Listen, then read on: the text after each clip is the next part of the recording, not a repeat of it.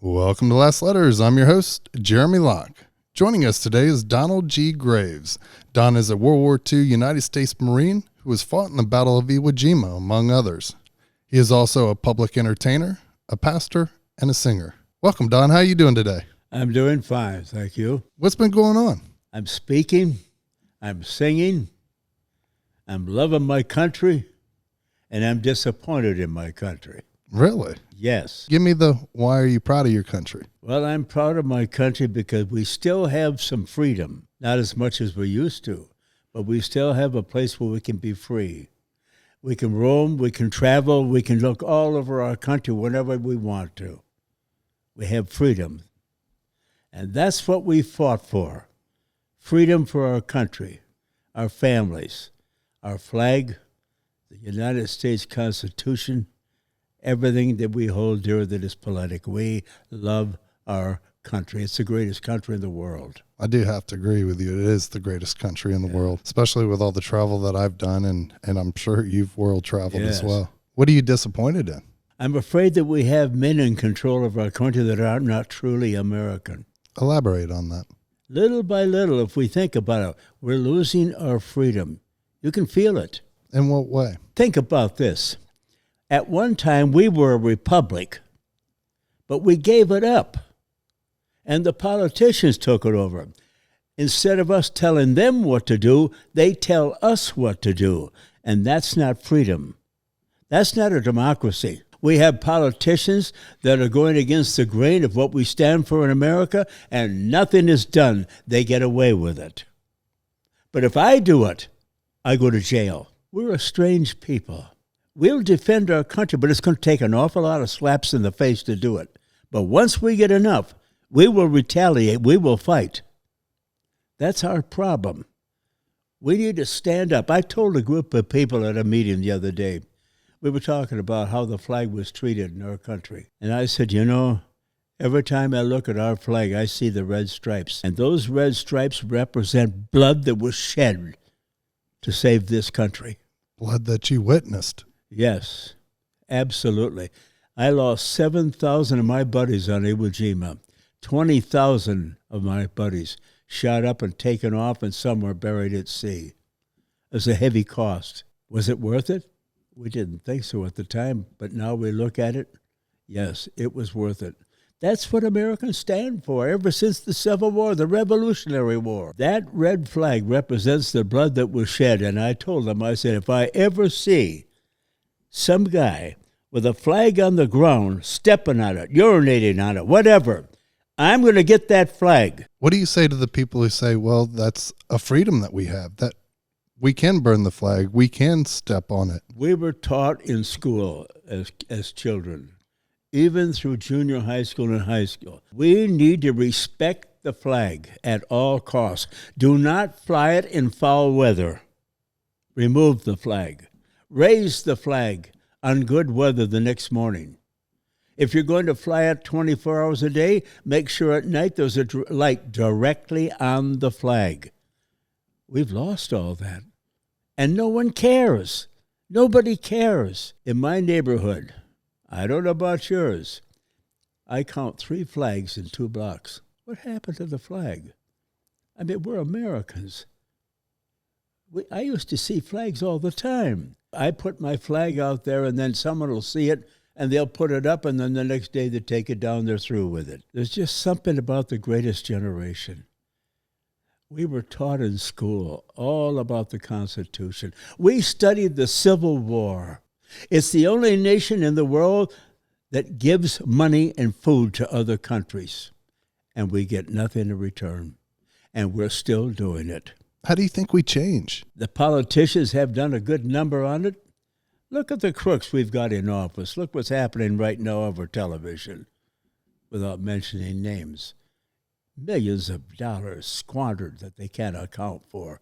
Our money. Like I said, there was a time when the American people told the politicians what to do, and if they wanted a raise, they asked the American people, and the American people voted on it. Now they take a raise any time they want to. They don't need our permission. They'll do anything they want. And they demand that we agree with them. That's got to stop. You're very passionate about that.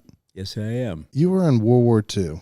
Yep. My grandfather was in World War II. I say that it's the greatest generation that ever lived. You guys are the ones that paved the way for today's military and today's freedom. Can I tell you what sparked me to go in the Marine Corps? I would love that. The day after, on the 8th of December, after Pearl Harbor was attacked, we're sitting in an old car. It's winter. It's cold in Detroit. Oh, so you're in Detroit. Yeah, it's in Detroit. It's cold. We got caps, jackets on. We got a blanket around us, but we're listening to the big bands. We love the big bands. It's gone now. We've lost that. All of a sudden, the announcer came on and he said, "Ladies and gentlemen, senators and representatives, I have the distinguished honor of presenting the President of the United States." The President of the United States is going to address the nation. We said, what's this all about? Now, we had heard about Pearl Harbor, but we didn't know anything about Pearl Harbor. Never knew where it was. And Roosevelt came on, our hero. Yesterday, December 7th, 1941, a date that will live in infamy. Yesterday, December 7th, 1941, a date which will live in infamy. The United States of America was suddenly and deliberately attacked by naval and air forces of the Empire of Japan. I interpret the will of Congress and of the people. We shall gain triumph and victory, so help us God. That's the last time I heard when the president included us and the people, by the people. And Lincoln said, shall never perish from the earth. We've lost that. The schools know nothing of it. I speak in high schools and junior high school. It breaks my heart. I spoke in a school about 4 weeks ago. High school graduates sitting there. And I told my story.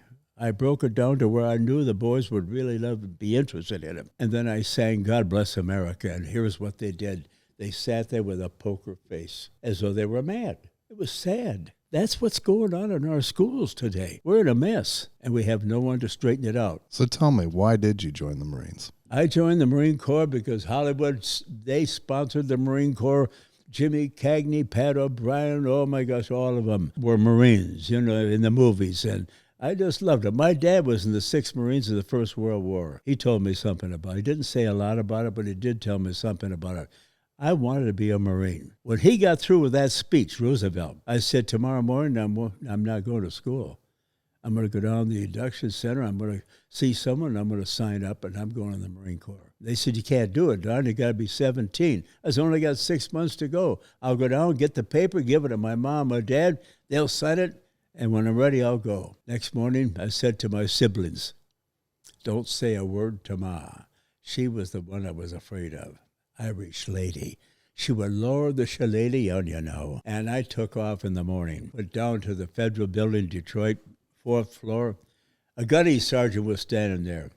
He said, what can I do for you, young man? I said, I want to sign up. He said, how old are you? I said, 16. He said, I can't do it. You got to be 17 years old.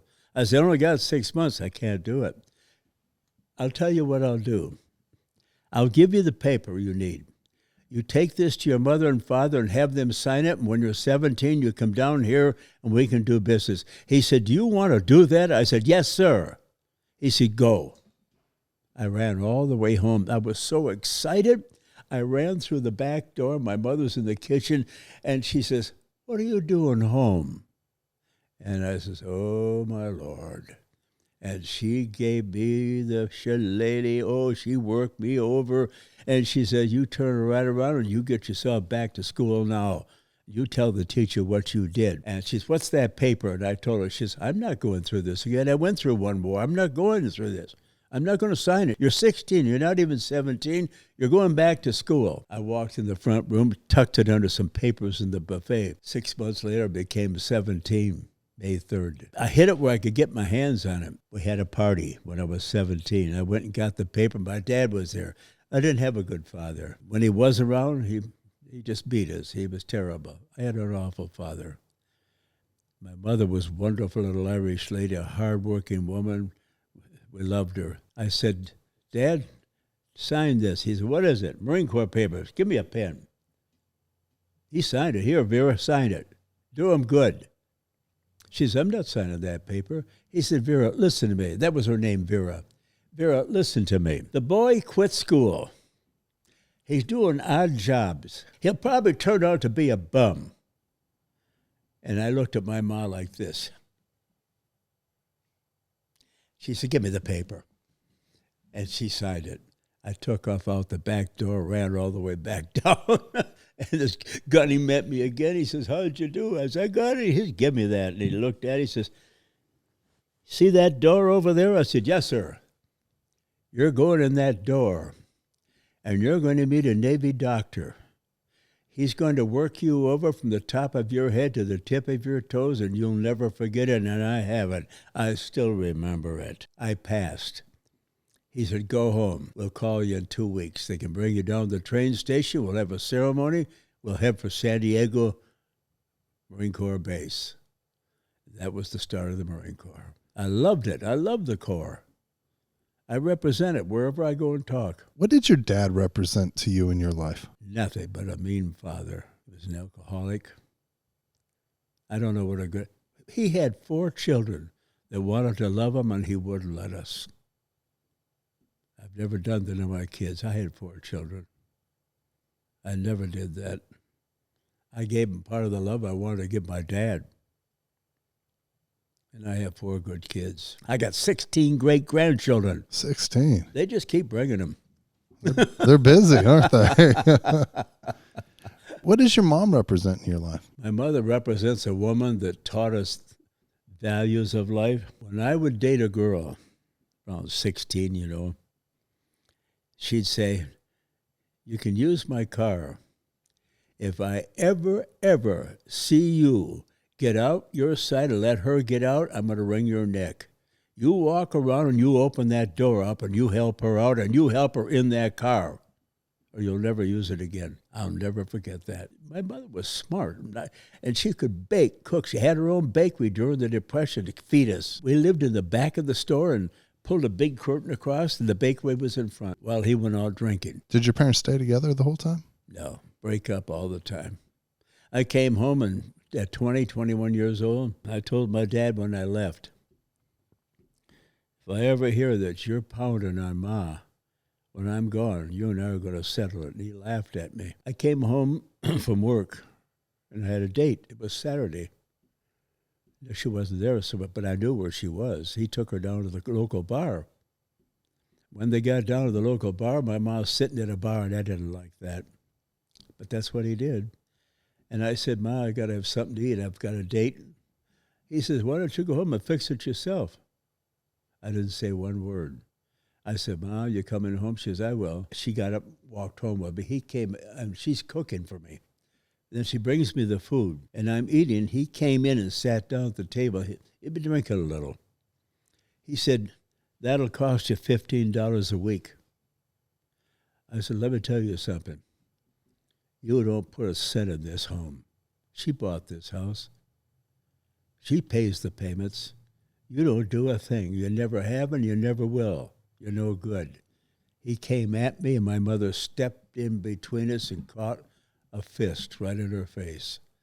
And she dropped, and I flew at him like a wildcat. He's a big man. And I slammed him on the floor 3 times to the top of the stairs and threw him down the stairs. He bounced all the way, hit his head against the door. I called the cops. They've locked him up before.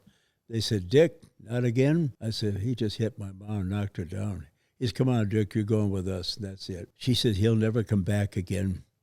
2 weeks later, he was there. She let him in. I said, Ma, why do you do that? She said, Don, you'll have to learn someday that love is thicker than blood. I'll never forget that. She paid a price for it. Do you understand what she meant? No. That didn't make sense to me at all. But see, women back then never divorced hardly. If they did, it was silent. Silent. Did you and your father ever reconcile? Never. He never reconciled with anyone. And yet, he and I went hunting and fishing together. That's one thing we did together. What do you think that represented? I don't think my father knew how to love children. I don't think he did. He had a father just like he is. I saw my grandpa 2 or 3 times. He died of alcohol, same as my dad. All of his brothers died of alcohol. Heavy. Can't do anything. If they're not happy sober, and they're miserable when they're drunk. That's the kind of a bringing up we had. But you broke that cycle. I did. Oh, I drank as a Marine Corps. The Marine taught me how at 17. Now they've got to be 21. 17 years old, we drank. When I got home, I had a few escapades, met a little gal. She said, if you continue doing that, you and I can say goodbye. So I stopped it. We got married. Married 72 years. Get out of here. 72 years we were married. That's not to say they were all good years. We had our problems. She had bipolar, which I did not know, and I suffered. I didn't know what it was. What do you mean you suffered? Oh, it was terrible. She wanted to start fights. We'd be on a vacation. We'd get about a half a day out, and she'd say, where are we going? I said, we're going on vacation. The kids are in the back seat. I want to go home. I don't want this. That's not like her. That's what would happen. I couldn't understand that. It was awful. My gosh, the kids are gone. They're up on their own now. She's in a home, nursing home. She had cardiovascular. And then they told me, did you know that your wife has bipolar? I said, I didn't know that. He said, well, she does. We didn't know what bipolar was back then. I just repented. I'm sorry what I said about her. She couldn't help it. She could not help it. I just want to remember the good times. And I'm doing what I've always wanted to do, be with people. My wife did not want to be with people. She did not want to go. Stay home. And you recently lost your wife. Yep. 6 years ago, this coming May 16th. Don, so let me go back. You talked about joining, but what drove you? Said, you know what, I want to be a Marine during this time. You know, I guess all my life as a kid, I always thought I was macho. I did. I mean, I got into scrapes, you know. I didn't start them, but I didn't back off either, you know. So I had a little problem that way too. But, you know, when the greatest generation kids fought through, I fought to keep my newspaper around. I sold Saturday Evening Post magazines. I had a bike. I bought a bike at Western Auto, $36 for a brand new balloon tire bike. Oh, I had a fox fur on it and everything, you know. Nice big handlebars. You could put the newspaper bag over the front, you know. And I had to fight for my route. Carried a wagon when we delivered papers. And here come about 3 or 4 guys. And I said to my brother, he was 2 years younger, but he had a temper. I said, well, Billy, are you ready to fight? He said, why? Because we're going to be doing some fighting. He said, really? It didn't happen much, but they backed down. I told them, I want to tell you right now, if you think you're going to have this route, you're going to eat it. And they kind of backed down a little bit. Then when they left, I went there. I took care of that. So being this macho guy is what made you want to join the Marines? A lot of Marine Corps movies were in there about the First World War. Fighting 69th or 79th, that was a good movie. And I love the uniform. Man, I really liked that uniform. As an Air Force boy, I can tell you, the Marine uniform. We even beat the Air Force. Air Force can't compete, man. 17-year-old, passed your physical. What's next? Well, I got the call. My mother packs us 4 kids up. I got my bag with me, and away we go downtown. There were 12 of us kids standing in line. He said, back there is your mother and father and your sisters, your brothers. I want you to go back and say goodbye to your family. I'll give you 3.5 minutes. I want you back here in formation. I looked at him. We went, got back in. We stood there. You just said goodbye to your parents and your family. They don't own you anymore. I do. And when I get you to San Diego, the Marine Corps is going to own you, and you ain't never going to forget it. And look at me. Here I am. The war is going on at this moment, right? Yes. What is your mindset? Never thought about it. We never thought about that. We never thought about going to war, dying, or fighting. We never thought about that. We thought about the glory. What's the glory? I'm a Marine. I'm a United States Marine. That meant a lot to us kids. Remember, us kids had nothing. We didn't have anything. Our clothes were poor. We never went to church. I wouldn't go to church. I didn't like what I had. Tennis shoes. It was awful. That's why when I quit school, one of the things I wanted was go out and work, and I did. I made money. I did everything. I did everything for 50 cents, 75 cents, 35. It didn't make any difference. And I gave my mother half of what I made. More than my dad did. So you go through boot camp. Yep. Do you remember the day that they said, hey, boys, we're going off to war? It really didn't happen that way. The first morning after chow in boot camp, now here's interesting. We're all from Detroit and Chicago. And who's my master sergeant? Dallas, Texas. And back then, the Civil War was still being fought. And he looked at us, so I'm supposed to make a man out of you kids. You're a sad-looking lot. We stood there. Right about then, some of us a little bit homesick. And we're thinking about home. You know, what did I do? Walk up to us, stick his face in our faces, say, do I happen to see a little tear there from the little baby boy here? Oh, he would work on us. First morning, marched us down. We got back to tent, marched us out, marched down to the boondocks of San Diego. Tents all over the boondocks, platoons all over. Kids just ran and joined. He said, I want you to look over at those docks. You see those ships standing there? We said, yes, sir. Those are transports, and troops go on those transports. You go up that net, and you're going to learn how to crawl that net. Now, if you do as you're told and keep your nose clean, you get on that ship and you go into combat, some of you might just come home, but I kind of doubt it the way you are. How would you like to have that said to you?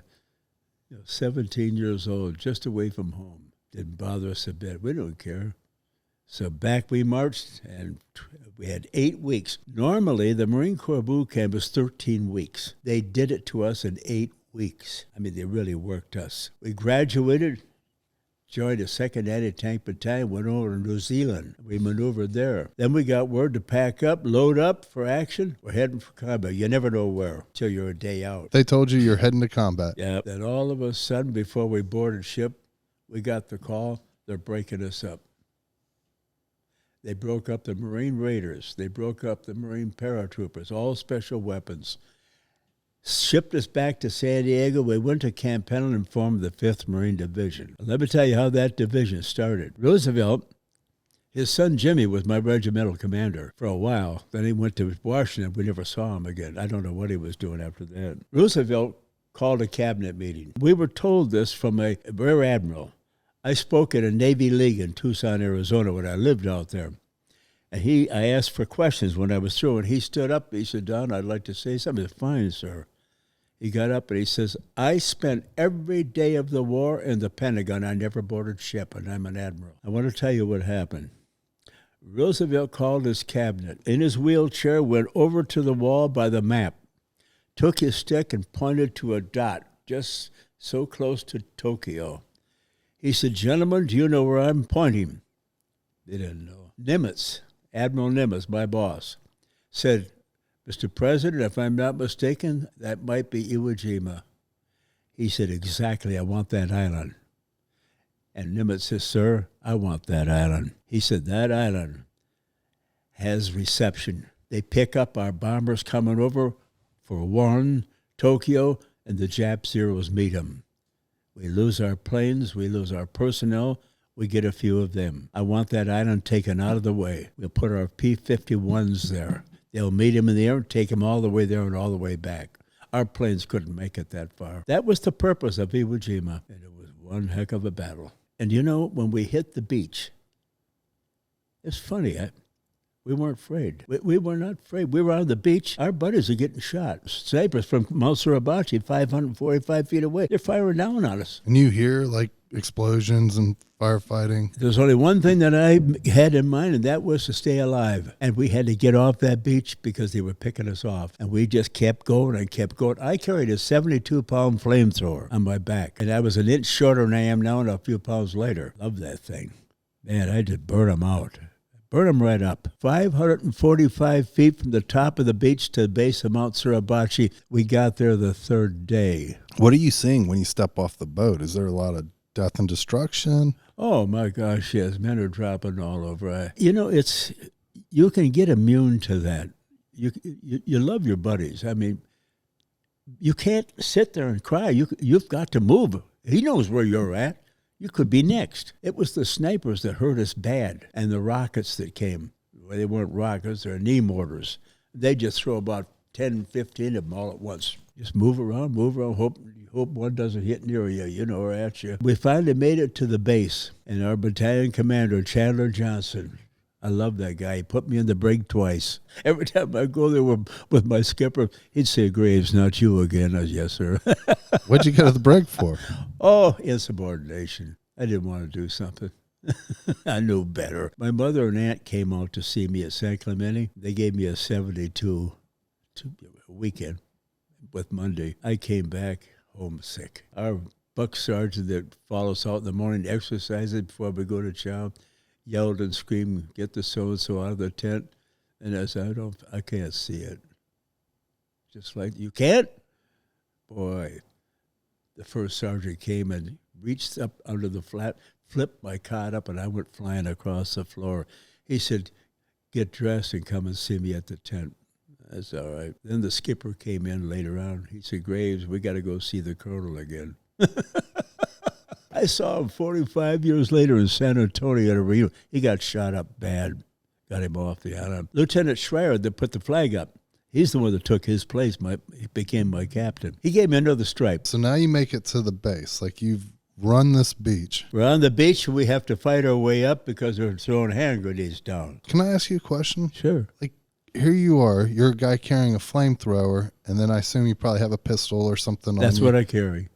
But a flamethrower only shoots how many yards? I can go from here to that green hedge out there. Raise it up, and it'll drop in. About 30, 40 yards. That's it, at the most. And you got 6 bursts. That's it. In a tank. 2 tanks, 2.5, 5 gallons, pressure tank. If you squeeze the trigger and keep it back, you got 15 seconds of fuel burned up. That's it. You spare it. Burst. And that'll do it. Aren't you scared that you don't have a rifle?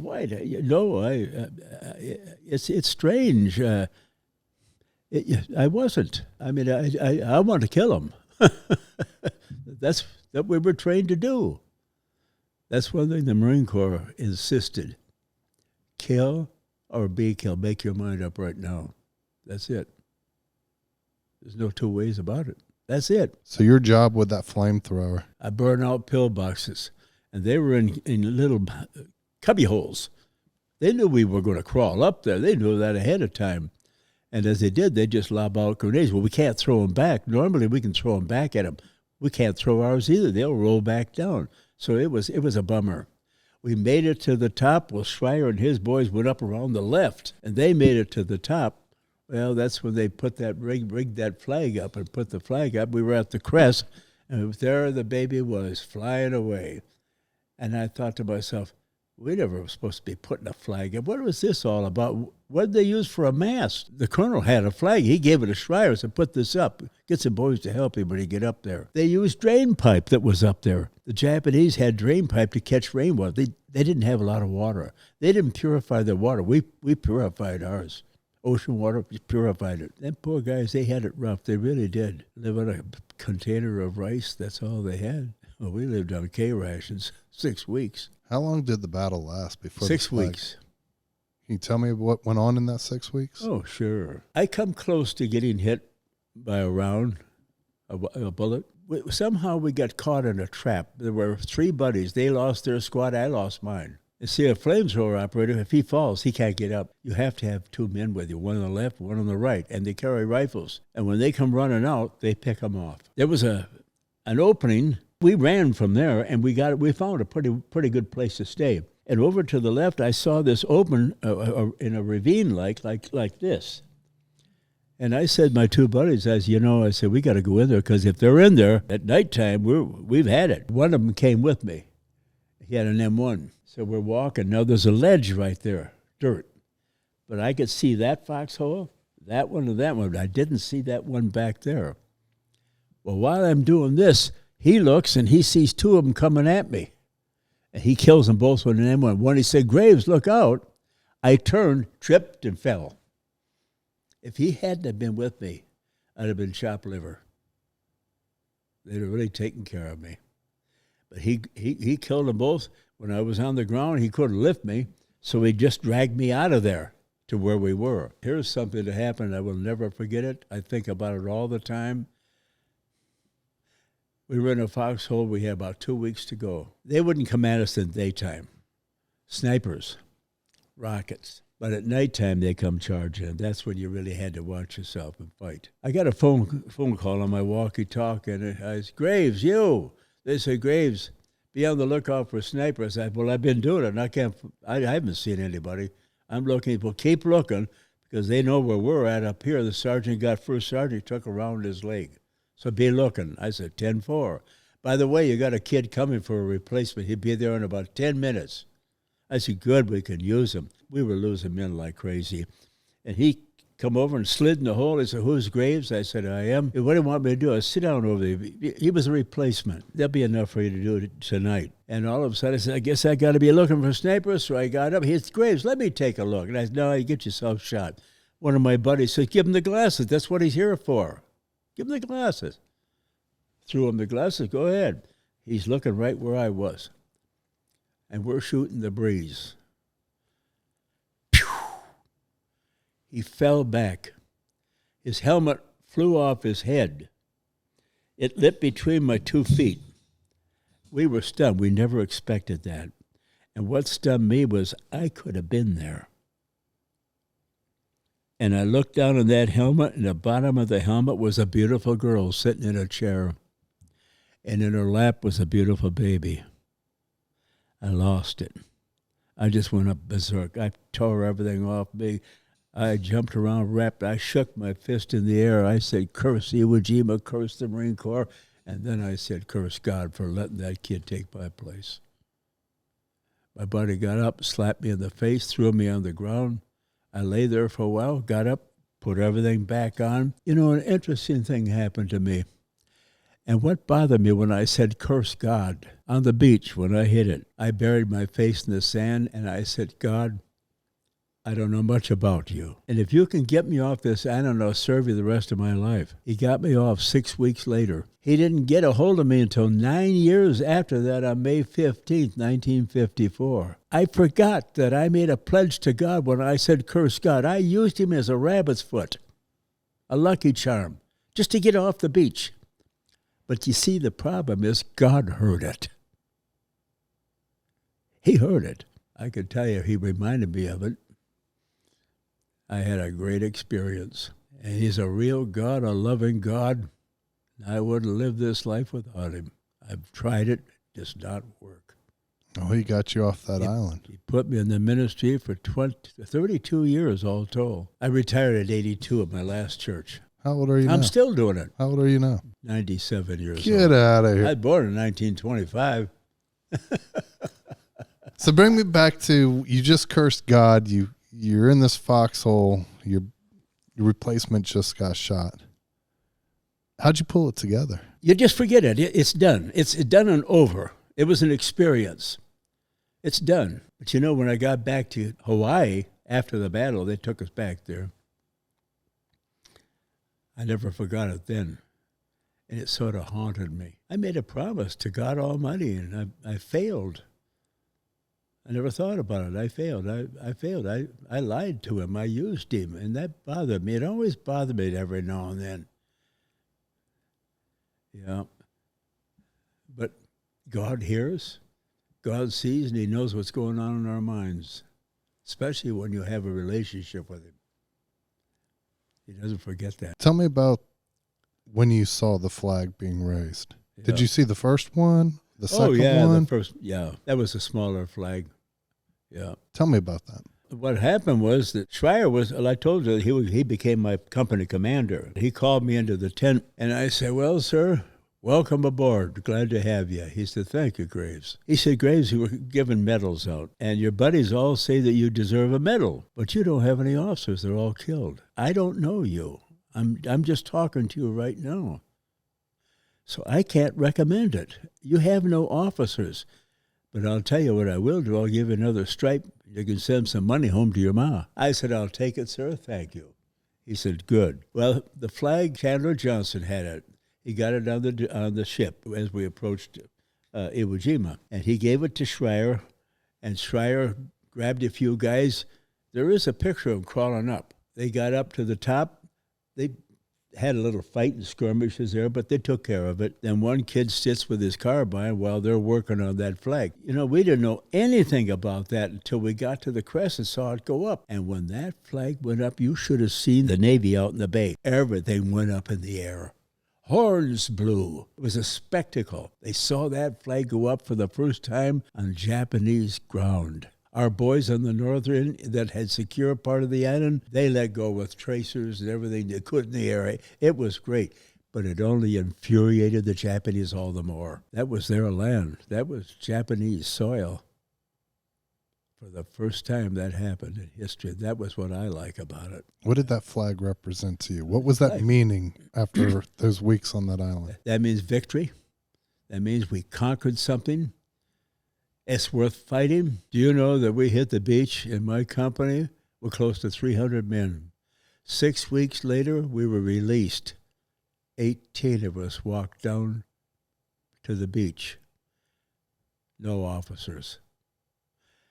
And the old man, regimental commander, Harry the Horse Liversedge, Bellewood, First World War Marine, decorated, said, "Men, I want you to form a line and march through our cemetery. I want you to say goodbye to your buddies and your officers before we board ship." We lined up, the whole division, which was nothing hardly. And we marched through, and I looked like this, and as they went through, they stopped and read a piece of paper on the left arch. So when I got there, I saw this note tacked to it. This is what I read. "Fellas, when you go home, tell the folks we did our best, that they may have many more tomorrows." Tears coming down our faces. We walked through that cemetery. Bunch of hard-nosed Marines crying. Broke us down. Lost our buddies and our officers. We sort of grew up together. Went to boot camp. Two kids, I went to boot. We went to school together. Joined the Marine Corps together. Both killed. I will never forget when the war ended. I put on a show. Schreier told me one day, he said, "Graves, get some volunteers and put a show on for the boys. They need some entertainment." Okinawa was in hot, heavy fighting. So I got a show going. And I was up there singing. And while I was singing, in come about 6 or 7 photographers. And boy, the guys got mad. "Get out of here. What do you mean coming in? Oh, get out of here, Bob Crosby, Bing Crosby's brother, was our recreation officer. When you put a show on, he was there, And he got up, he says, "Fellas, what's going on here?" And they said, "Lieutenant, the war is over." "Get out of here," we said. Get out of here. We never thought the war would end. They said, "No, it's over. President Truman woke up this morning. They wanted unconditional surrender." And all of a sudden, they let go. My gosh, the caps went up in the air. Oh, it was a spectacle. Then all of a sudden, it quieted down, and Bob Crosby said, "Fellas, go home to your tents." Got up, and we marched to our tents, just walked down quiet. Hit the sacks. And we lay there in my tent, 8 men, and it was going on all over. And all you could hear was sobbing. We're going home. But when you go home, it's not the same as you left. And you try and get back in the Marine Corps, but some little sweetheart gal gets you, and you marry her, and they won't take married Marines anymore because they stopped allotment checks. That happened to me. So how many years did you spend in the Marine Corps then? Almost 4 years. Yeah, I went through 42, 46. So you get out. Well, you didn't get out. You met a girl who changed your life. I met a sweet little woman. We got together, and we got married. We're laying in bed one time in Detroit, and it is miserably hot. Oh, 90-some degrees. And I miss California. In them days, it was nice to be there. And I said, "Honey," I said, "would you like to make the Marine Corps our career?" "I wouldn't mind. I got an uncle just retired." "Yeah, I wouldn't mind that." I said, "Good." I got up in the morning, got a hold of a buddy, wanted to buy me out. He gave me a check for $200 for what we had. That was all we had. And I got a drive-away Cadillac from a car dealer, drive it out to L.A. We took off, spent 4 days having fun with the Cadillac, getting there. Got there. Next morning, I said, "We'll go down to L.A. I'll go in the recruiting office and sign up." They said, okay.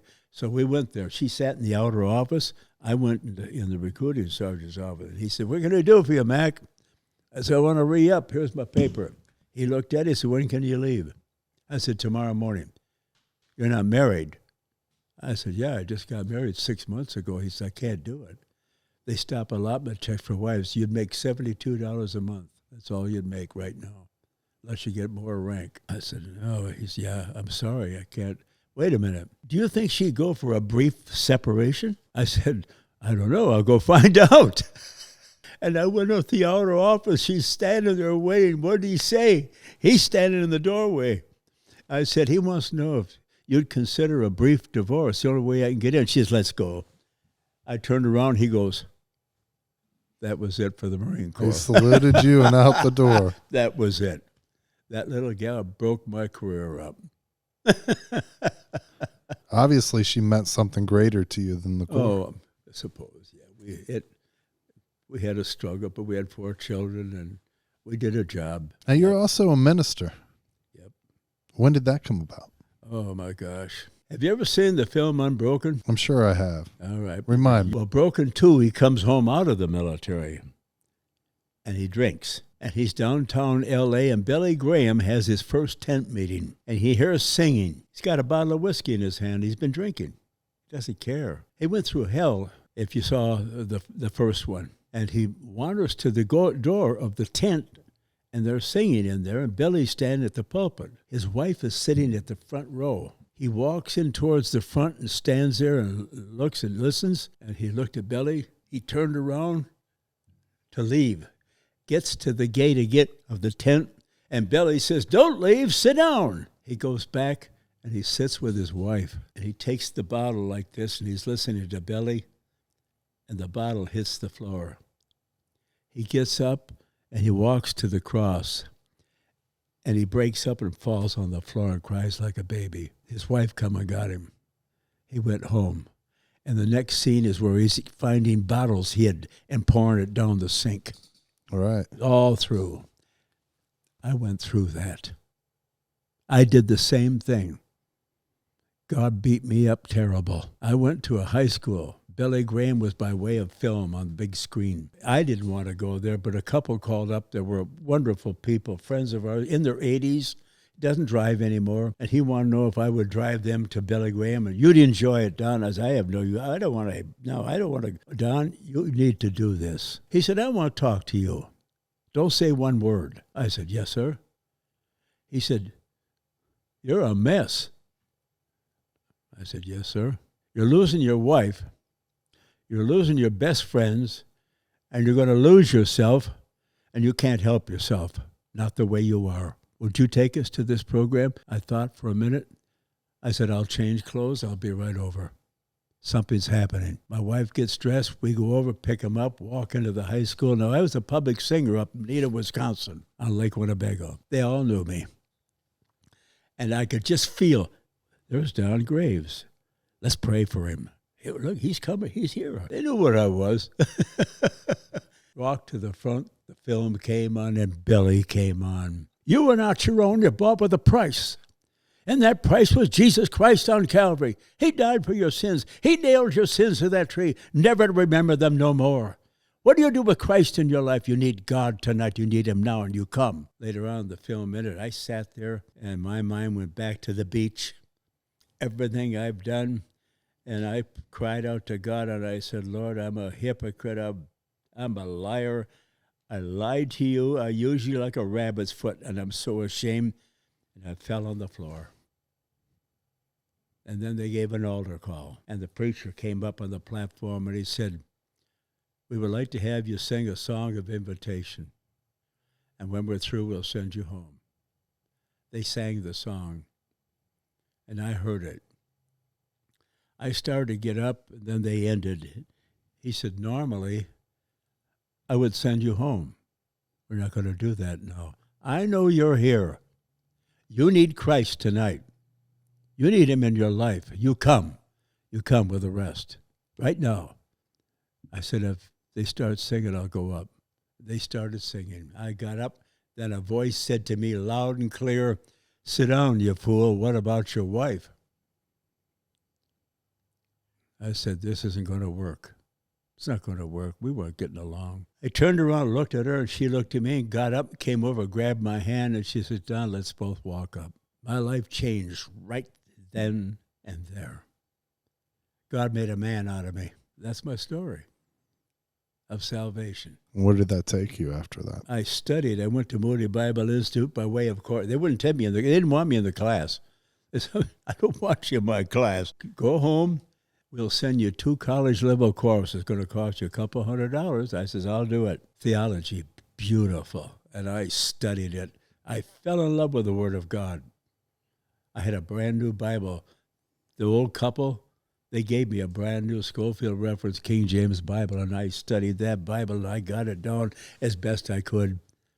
And then I began to go out and speak with Youth for Christ. And then all of a sudden, I got a letter from an old church in Wisconsin. And they want to know if I would come and work with their young people for a while. I said to my wife, I said, I don't think I could do it. Yes, you can. I said, I've never worked people with something like that. Well, you go try it. Go talk to them. So I went. They had me come up and talk to them. I preached. They said, would you consider being our pastor? We'll have an ordination service in the church after we have you for a while. I said, I'll go home and talk to my wife. They said, all right, we'll have you back here in August. They gave me a date.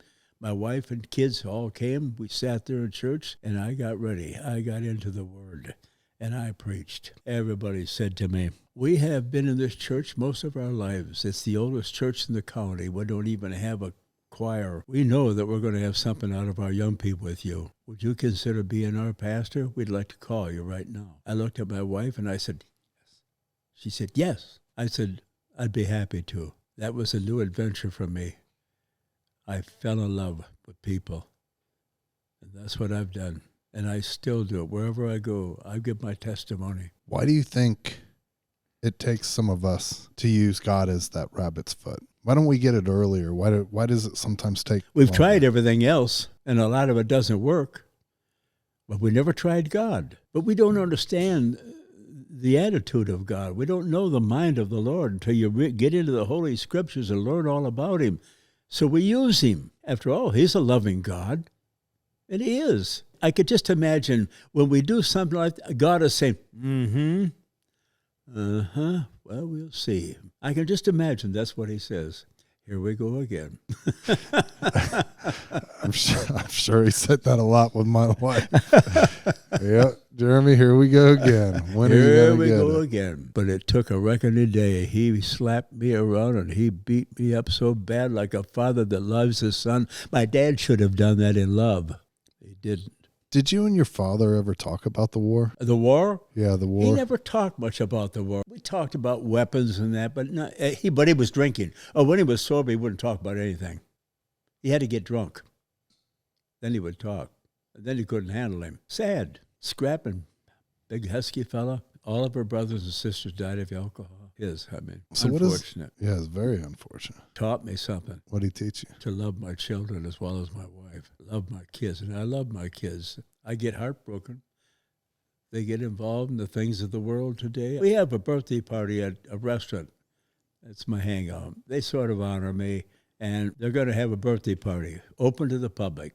So it's on Facebook. Well, right away, 16 of my grandchildren and great-grandchildren are coming to it. They'll see what I do. Now they don't know because the parents don't tell them.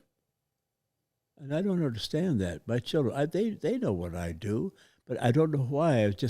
I don't know. My friends are more proud of me and my children. Don, you bring up a great point. I have 2 boys. They're older, and I truly don't feel that they know what I did in the war. Mm-hmm. Why don't we talk to our children that way? When my grandfather was alive, he and I were the only ones that went into battle. Yeah. But we never got that opportunity to talk. You're now telling your story, but I don't truly believe that my children know my story, as where you didn't know your father's story. Yeah. Do you think it's important for us to talk about it? Absolutely. Certainly. Because that's part of education. There's going to be war after war and rumors of war. Our young men are going to go fight. I can tell you right now, there's going to be something happening. It's got to happen. It's going to happen. We got a problem. We got a problem coming. You think we've lost that patriotism in the school? Oh, my that teaches goodness, us? yes. Absolutely. Do you know that when I sing God Bless America, and we've considered that to be our other patriotic song, introduced by Kate Smith, Irving Berlin wrote it. While I sing that in high school, even with the national anthem, and I don't understand teachers standing around not making them do it. I don't understand. They can't. They can't do it. They won't do it. We're really in a mess, aren't we? We think we're good. We're not good. We're a mess. We are a mess, and we're a victim. A victim of what? Of all Europe, Asia. They have no fear of us. We've got a man in there, president. He's a coward.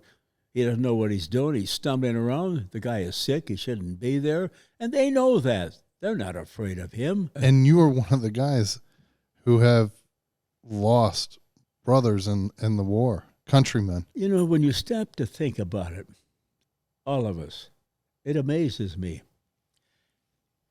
We have fed China. We saved China from Japan.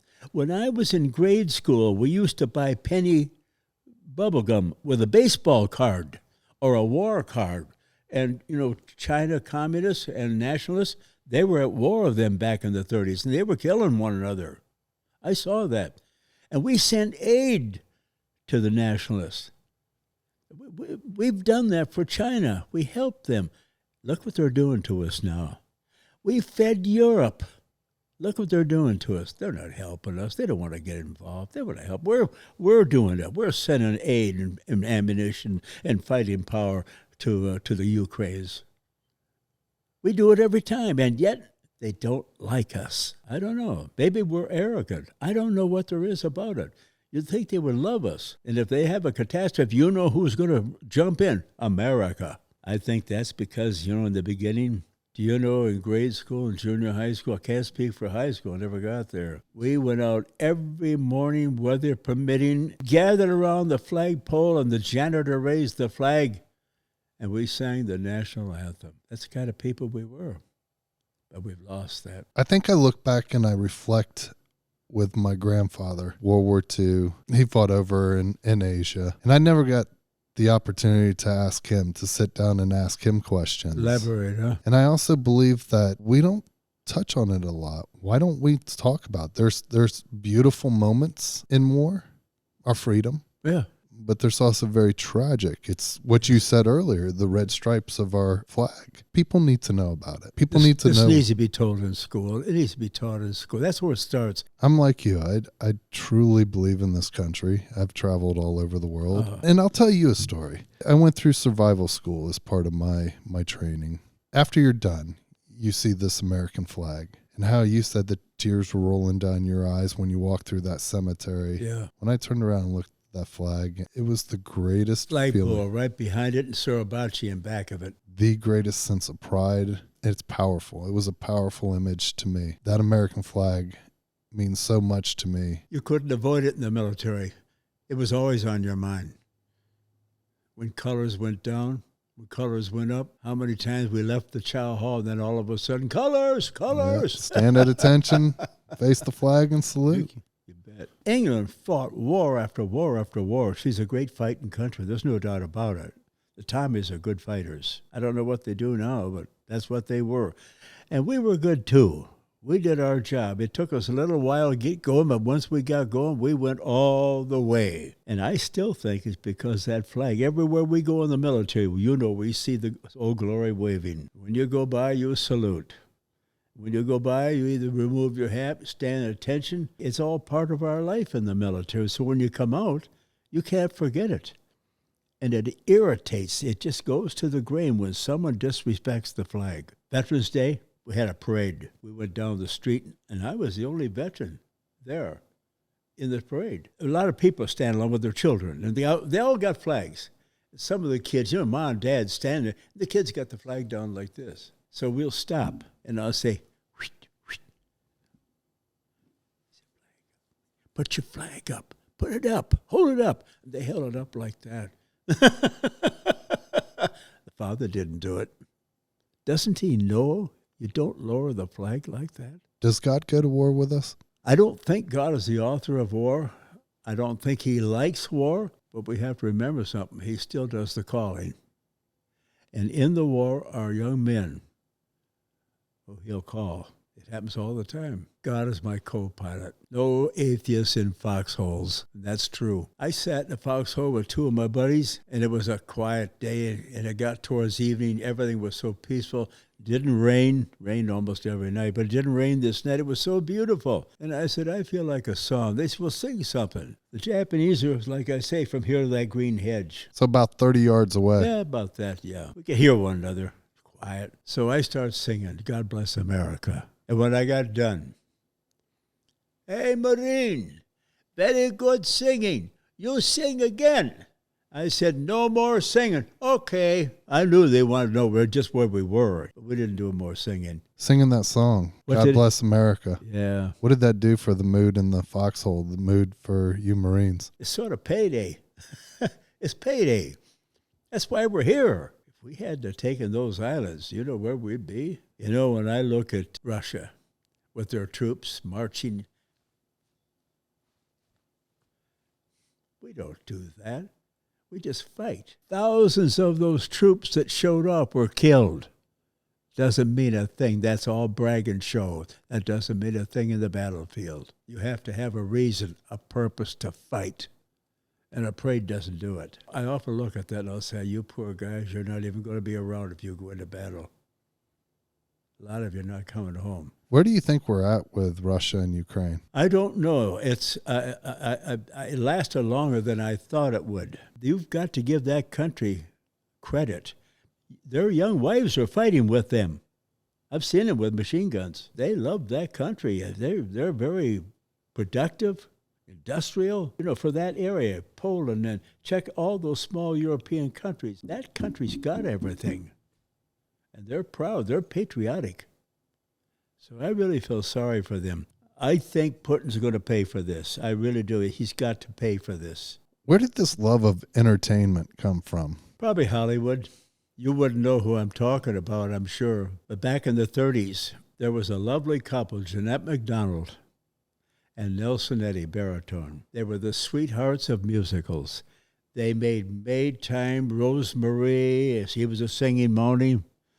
And I went in there as a 10-year-old and saw the first two movies. On the way home was about a mile, and I cut through empty lots, and I pretend I'm on a horse. Up to the hill, I was trying to imitate him. And I styled after Nelson Eddy all my life. I sound something like him, people say. But he's the one that got me started singing. I love it. I went into a light opera. I love a variety of music. Irish music, that's my heritage. I sing all the Irish songs. So what are some of the things that you've enjoyed to sing at? Like, I know you've done a couple Ranger games. I've done 4. 2 in the new one and 2 in the old one. I threw out the first pitch in the new one. Did you? I did. It was like I was like a kid in a candy store. I threw out the first pitch in the national softball, and it dropped 15 feet in front of me. I threw mine in. I was over to the left a little bit. But what are some of the things you've enjoyed being a part of with your singing? I just love to sing wherever I go. I hum, sing if I'm driving down the highway, I practice, I sing. What's something you sing? Give us a little tune. Well, let's see. There was a love song, and Nelson Eddy sang it in Rosemary. He was in a canoe, and she's sitting there. He's taking her to her brother, who's wanted. But she doesn't know. He knows that. And they're going there, and he's paddling, and they're talking. And she's mad because she's thinking about her brother, and he's out after his Jimmy Stewart. Jimmy Stewart's first movie. And he went out and got after him. And she knew that, so she's mad. Then he said, I feel like singing a song. She says, oh, I'm sure you do. He said, oh, Rosemary, I love you. I'm always dreaming of you. No matter what I do, I can't forget you. Sometimes I wish that I had never met you. And yet if I should lose you, 'twould mean my very life to me. Of all the queens that ever lived, I chose you. to rule me, my Rosemary.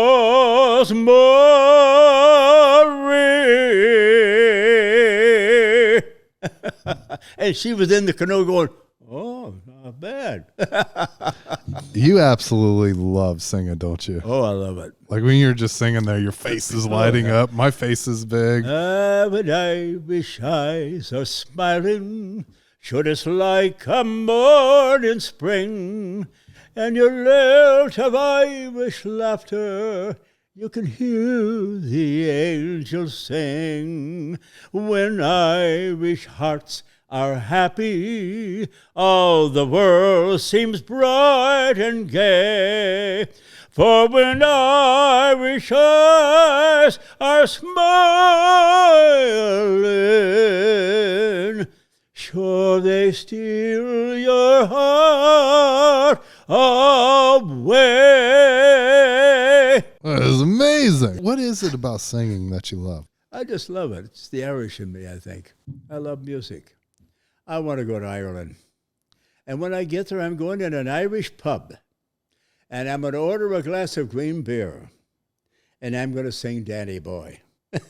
You've never been to Ireland? Never been to Ireland. Had a chance to go to heaven. Now I don't want to go alone. When you get older, you don't want to travel alone. You just don't want to. What was one of your favorite performances that you've performed at? What's the big football game every year? Oh, the coming up. Armed Forces game? Armed Forces Bowl. Yeah. I sang for that, the national anthem. This last one? No, this was a couple of years ago. Okay. So, yeah, this might be 3 years ago, yeah. It was wonderful. I got up and I sang the national anthem, and all the veterans stood up Absolutely. and threw me a salute, and I threw one back to them. And they made their children get up and come out to meet me. Meanwhile, the gal that's in charge is watching her watch. Every minute counts. They pay for it. I shook hands and hugged the kids, and they went back, and I went back to my seat. I've had some good times. I really have. I can't remember all the places I've sung. I've sung all over. When I asked you to be a guest on this show and asked you to write your last letter, what were the thoughts that went through your head when you were writing your letter? If I was told by a doctor that I was going to die tomorrow, I wouldn't make it through the night. What would go through my mind? Well, I know one thing. What have I really accomplished while I was here? I've done a lot. I know him. I had an experience meeting him, and I'll never forget that. I've enjoyed my country when it was at good top level, patriotic. I've met a lot of good people. I have no regrets whatsoever. I really don't. I'm ready. Well, I would love it if you would read your last letter for us. I'm thankful for the good times that brought me much joy. Times with family, friends growing up, meeting the love of my life, living life together in its ups and downs for 70 years, 72 years actually, raising our 4 children, now having the joy of 6 grandchildren and 15 great-grandchildren with 3 more coming. I'm thankful for the tough times that taught me the value of life. Growing up in the Great Depression was not easy. I'm very proud to have lived in the greatest generation where our country pulled together, helped each other, appreciated the little things, loved our country, loved our flag. We had respect for life and for our authorities. We've lost that. I'm thankful for the freedom that we enjoy in this country. I would encourage everyone to embrace those freedoms and work to protect them. I take a stand for what is right and good. I'm thankful for everyone who fought and died or what made other sacrifices to protect our country. I'm proud to have served in the Marine Corps in the South Pacific. I have done my best to share my story in the hope that it will encourage adults to appreciate what we have in this country and motivate youth to learn the history of our country and to appreciate our Constitution, which was so masterfully crafted by our founders. Great masterpiece. God has a plan for our lives. His grace and mercy covers anything we may have done wrong in our lives. Accept what he has offered you and live with renewed hope because of what God has done for you. When it is all said and done, I hope people will say about me what the Apostle Paul wrote in the Bible. I fought the good fight. I have finished my course.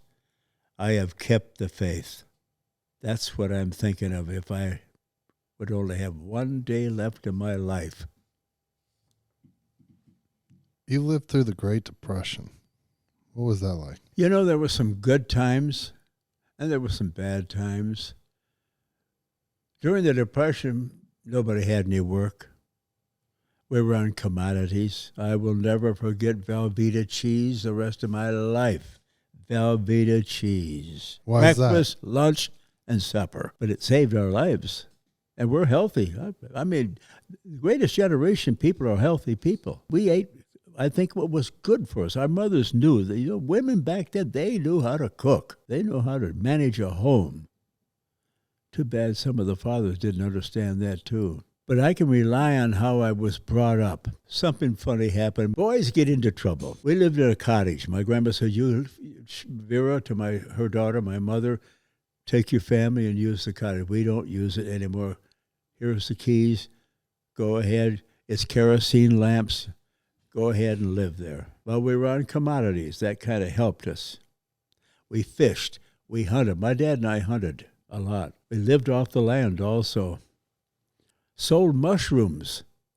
I sold night crawlers to fishermen that came out the lake, and my brother and I were guides. We knew that lake. We knew every fish hole in that lake. 1 mile long and 3 miles wide. Deep, 90-foot drop-off. We knew all the holes. So we made a little money also. I can remember every week it was bread-making time. You could smell it a block away. Come inshore in a boat, you could smell that my mom was baking. Now, we didn't have any money, but city people didn't have homemade baked goods. They had to buy it in the store. And so my mother got an idea. 2 or 3 ladies along the lake said, Vera, if you bake again, would you mind baking me a couple of dozen sweet rolls or donuts? Sure. And she did it. So we went, took them in a wagon and collected the money, brought it back to my mom. That helped us. We lived good, and yet we were in poverty. I appreciate the hard times back there during the Great Depression. It made good young men out of us. We got into trouble, typical boys. We did. We admit it. But we loved our country. And we fought for our country. We fought because we wanted our families to be safe. You said in your letter that you're thankful for the tough times and that they taught you the value of life. Can you give me an example? When hard times hit, in times like these, people just go to pieces.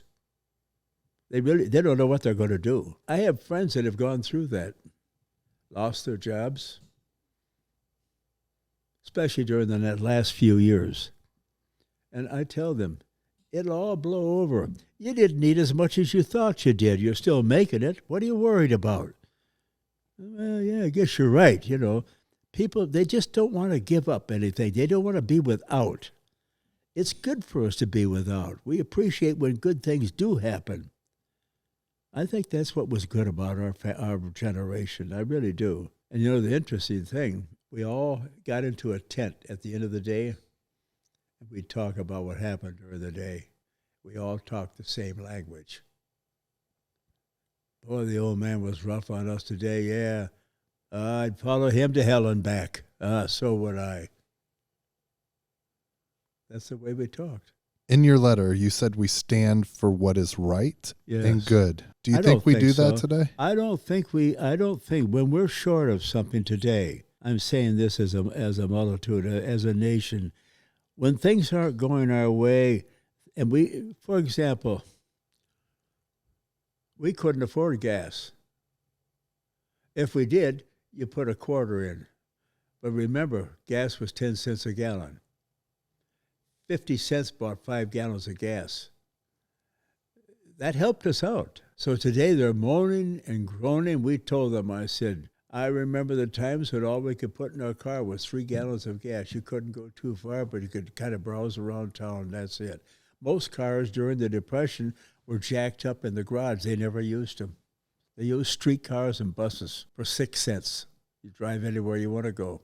6 cents. to get where you want to go. But as this great country that we've expanding and growing, we know that times change. We understand that. We do. My buddies, we understand that. But then when they take it away, they go wild. It's the end of the world for them. I think that wouldn't hurt us to have a knockdown, drug-out depression for a while. I wonder what these young people would do today. Do you know that in my restaurant I go to every morning in vacation time, teenagers come in with credit cards. They lay their credit cards down on the table. I can't believe that. why is that? Credit cards. Just order anything you want. The old man will pay for it. Gave us a card. That's crazy.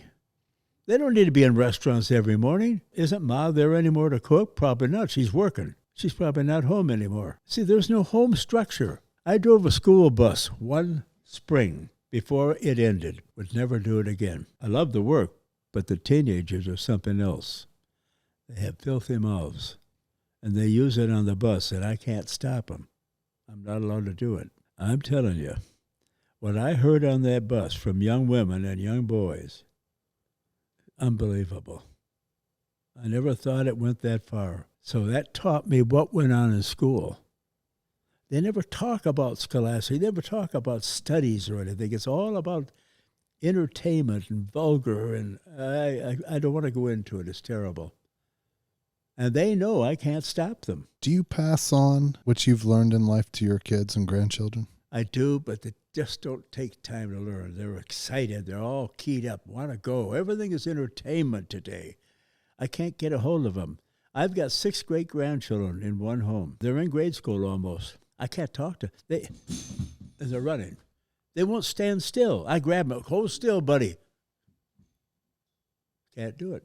The mother won't do it. The father don't care. And a lot of grandpas go through that. I heard it when I was a kid, and now I'm telling other fathers. If you had to wake up tomorrow and have a perfect America, what would that look like to you? Oh, my gosh, it'd be wonderful. It would be wonderful. It would almost sound like they learned from our experiences back in the Depression, that they finally came out of it, and now they have what they want, and they appreciate it, but it's not going to happen. Our country is so materialistic. We don't understand the dangers of what's going on right now. We could be drug into a world war. Europe's afraid of it. They don't know what we're going to do. China really doesn't know what we're going to do, but they'll use Biden as an excuse to run things down. So a lot of what you're saying and the lessons that you're teaching us, it was during a harder time. But that taught me. That taught you, that yes. Taught me. But to grow and expand our country and the world, we have to be doing more social media to computer stuff. There has to be expansion and growing. If we're going to compete, if we're going to keep up and compete, yes. I have no problem with that. Okay, tell me about that. I have no problem with it. This is what bothers me. A couple comes into a supper club or a favorite place on Friday night. I watch them. I know what's going to happen. They sit down. Out comes the phone. She's over there looking at her phone. He's looking at his phone. Not one word is said between the two of them. That phone took over. That's bad. That's bad stuff. This has really grabbed a hold of us. What would we do if we had to stop or go back to a house phone? We couldn't see anything. Couldn't talk to anybody face to face. Teach me what to do when I'm out with friends, family. Control your family. They represent you. You represent them. Don't let them embarrass you. Don't let them be rude. Don't let your son or your daughter run around and grab people by the skirt or by the arm, want to interrupt a conversation by adults. We never were allowed that. We were not allowed at the supper table after supper was over. The adults sat around and talked. We were sent to the kitchen if it was winter outside, or we were sent outside because all we did was say, hey, I want to, we bothered them. And that was not good. We had to learn to respect our elders. Do you think we respect our elders now? I don't see a lot of it. I don't hear a lot of it. Materialism has gotten in the way. Sometimes Dad has the attitude, if I give them what they want, they'll leave me alone. I got my own things to do. I wasn't like that. What we did, and this is not done anymore, When we get done eating, right now, we sit around the table and talk, family talk. We still do. My son-in-law never had that. He gets up and leaves. He doesn't want to sit there and listen to that. He gets up and roams around the house and does things. He's never had that.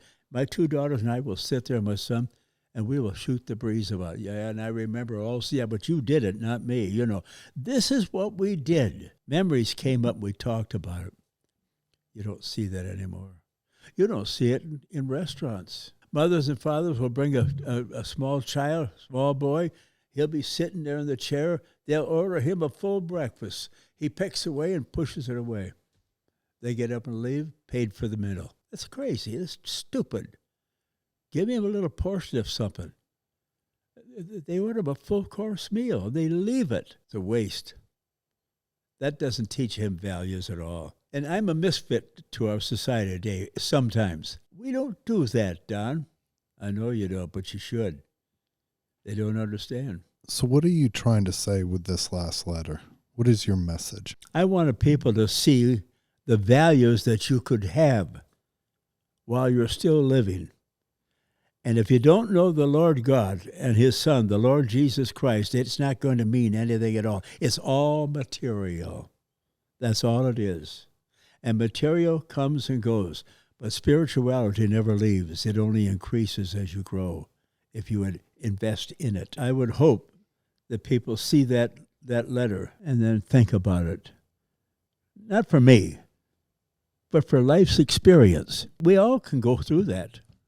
All of us. When you were in that foxhole and you were singing God Bless America and the Japanese heard you, I mean, did you feel like you were at war then? Yes, absolutely. But you know what? I felt since they didn't object it, they wanted me to do it again. We're killing one another for both our governments. And we're just kids, teenagers. Some are married like our buddies were. Our mothers are home crying. We're all alike when you come right down to it. That's what I thought. Well, Don, I can't thank you enough, one, for our service to our country, because I truly believe it's that World War II generation that Thank you for built your this. service. But truly enjoyed spending time and learning from you today. Thank you. I appreciate it. God bless you and God bless America. He has and he will continue to. And we need to continue to ask God to bless America. God bless America, land that I love. Stand beside her and guide her through the night with the light from above, from the mountain to the prairie, to the ocean, wide before. God bless America, my home, sweet home. God bless America, my home, sweet home. I got chills. Thank you so much, Don. You're welcome.